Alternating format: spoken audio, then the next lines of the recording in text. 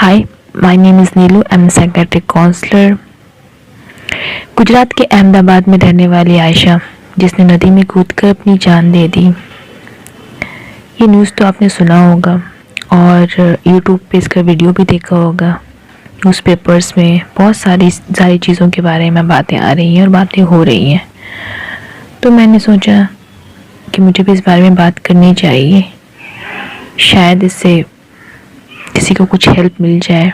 अब तो बहुत देर हो गई इन बातों को कहने और करने में, बट शायद अब भी कुछ लोग जाग जाएं। पहले थोड़ा कारणों को जान लें, फिर बात करते हैं कि क्या समय रहते आयशा को बचाया जा सकता था।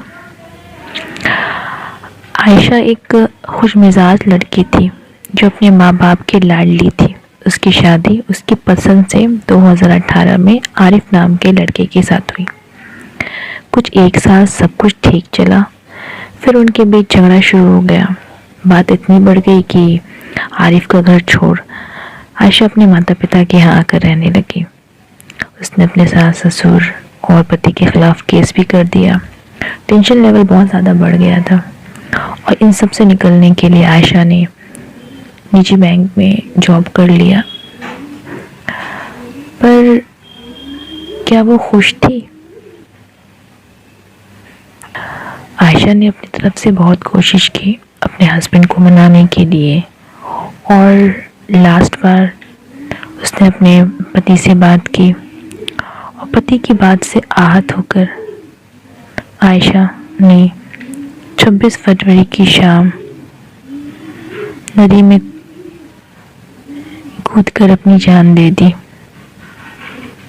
और आयशा की कहानी यहीं पर ख़त्म हो गई। जीवन के नेगेटिव इवेंट्स का गंभीर नकारात्मक परिणाम होता है और स्वयं के बारे में व्यक्ति एक नेगेटिव अनुमान लगाता जाता है और उसके अंदर ये फीलिंग आ जाती है कि अब वो कुछ नहीं कर सकता। लाइफ उसे बेमानी लगती है, जीने का मन नहीं करता है, जीने की चाह ख़त्म हो जाती है, उसे हर जगह अंधेरा दिखता है। और वैसे सिचुएशन में उसे अगर कोई भी ऐसा मोमेंट मिल जाता है जैसे कि आयशा के साथ हुआ, उसने अपने मामले को ठीक करने की एक आखिरी कोशिश की। जब उसके हस्बैंड ने उसे कहा कि हाँ तुम जाओ, मर जाओ और वीडियो बना के भेजो, तो आप सोचिए कि उसकी मानसिक हालत क्या होगी उस टाइम। कि कोई भी इंसान मरना नहीं चाहता है, उसके भी कुछ सपने होंगे, बट क्या वो सिचुएशन में होगी?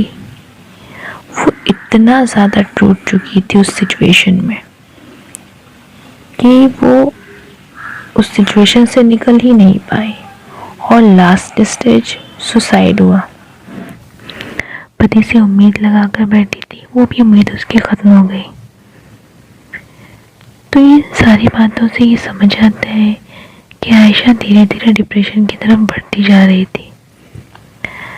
क्या सिम्टम्स होते हैं डिप्रेशन के और कैसे इंसान मौत की तरफ बढ़ जाता है डिप्रेशन में जाने के बाद, इस बारे में मैं आपको बताना चाहती हूँ और इस बारे में मैं डिस्कस कर रही हूँ। व्यक्ति के मूड धीरे धीरे चेंज होने लगता है, यानी कि वो उदास रहने लगता है।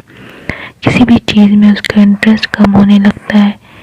बीच में कुछ दिनों के लिए उसका मूड भले ही सामान्य लगे देखने में, पर वो अंदर से उदास रहने लगता है। डिप्रेसिव मूड उसका बढ़ता जाता है और उसका कोई भी काम में मन नहीं लगता है। ऐसे व्यक्तियों में नींद की कमी हो जाती है, थकान लगता है, बेड पे लेटे हैं, ना नींद आती है, बट वो बेड पे लेटे रहते हैं। सोचने की क्षमता में कमी हो जाती है, खुद को बेकार समझते हैं, खुद के अंदर गिल्ट फीलिंग आ जाती है और सुसाइड करने की इच्छा बढ़ती जाती है।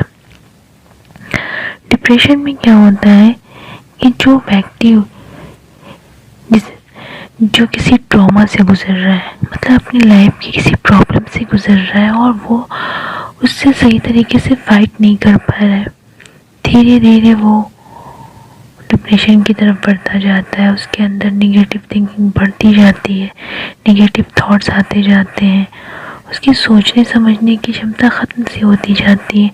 वो अपने ही थॉट्स में, ऑटोमेटिक थॉट्स जो उसके अंदर आते जाते हैं, उसी के बारे में सोचता रहता है। देखने में बिल्कुल वो सामान्य लगता है, बट अंदर कहीं ना कहीं उसके अंदर कुछ ना कुछ चलते रहता है, अपने बारे में, परिस्थिति के बारे में और भविष्य के बारे में। उसके मन में निगेटिव थॉट्स बनते चले जाते हैं। सिचुएशन के निगेटिव पॉइंट्स पर ज़्यादा ध्यान जाता है, भविष्य के बारे में, फ्यूचर के बारे में निराशाजनक सोचें आने लगती हैं। ऐसा लगता है कि जीवन अब जीने का कोई मतलब ही नहीं है, क्यों जियो, किसके लिए जियो, अब लाइफ में कुछ करने के लिए है ही नहीं।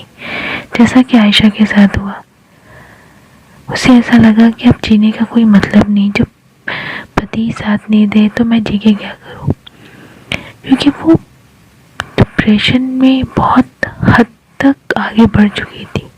अगर सही समय पे उसका ट्रीटमेंट किया जाता, किसी काउंसलर से, साइकेट्रिक काउंसलर से उन्हें कंसल्ट किया जाता, उनसे बातचीत किसी साइकेट्रिक काउंसलर से उन्हें मिलाया जाता, उनकी काउंसलिंग की जाती, तो शायद आज ये सिचुएशन नहीं रहता, वो काफ़ी हद तक ठीक हो सकती थी।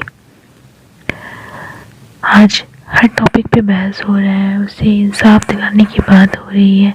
ठीक है, वो सब जगह अपनी जगह पे सही है, बट जहाँ पे काम करना चाहिए था, एक लाइफ को हम बचा सकते थे ना, थोड़ा सा एफर्ट लगा के, थोड़ी सी चीज़ों को जान के, बट नहीं कर पाए। एक छोटा सा संदेश देना चाह रही हूँ, अगर आपके आसपास कहीं कुछ ऐसी चीज़ें हो रही हैं या आपने देखा है, देखने में वो इंसान आपको भले बहुत ही हंसमुख खुश मिजाज लगे, बट अगर उसकी लाइफ में कोई टेंशन चल रही है तो आप उसे कहें कि अपनी बातें आप किसी काउंसलर से कंसल्ट करो, मिलो, बात करो। हमें लगता है कि हम क्यों जाए काउंसलर के पास, कि हम पागल हैं। एक मिथ बना हुआ, एक नेगेटिव, एक गलत परसेप्शन बना हुआ है कि जो पागल है वही काउंसलर के पास जाते हैं। ऐसा नहीं है, हमें अपना इलाज कराना पड़ता है। जिस तरीके से बॉडी में कोई बीमारी आती है तो उसका इलाज हम करवाते हैं ना, जाते हैं ना डॉक्टर के पास, ठीक होती है। उसी तरीके से हम जब कोई टेंशन में, कोई प्रॉब्लम में, तो हमें उसका इलाज कराना है, क्योंकि हमारा माइंड सोचते सोचते एक जगह के ब्लॉक हो जाता है, फिर सोचने समझने की क्षमता सब खत्म हो जाती है। आई होप कि मेरी बातें कुछ आपको समझ में आए या आपके लिए यूज़फुल हो। और सबसे बड़ी बात, जो डिप्रेशन की तरफ जाते हैं उनके अंदर सबसे पहले, सबसे ज़्यादा चीज़ यही देखी जाती है कि वो होपलेस हो जाते हैं, उनका इंटरेस्ट, कुछ करने की इच्छा, ये सारी चीज़ें ख़त्म होती जाती है। जैसे कि आयशा को लगा कि उसके पति की चारों तरफ उसकी ज़िंदगी है, वो नहीं तो उसकी ज़िंदगी कुछ नहीं। हालांकि वो एक अच्छी पढ़ी लिखी लड़की थी, वेल एजुकेटेड थी, बट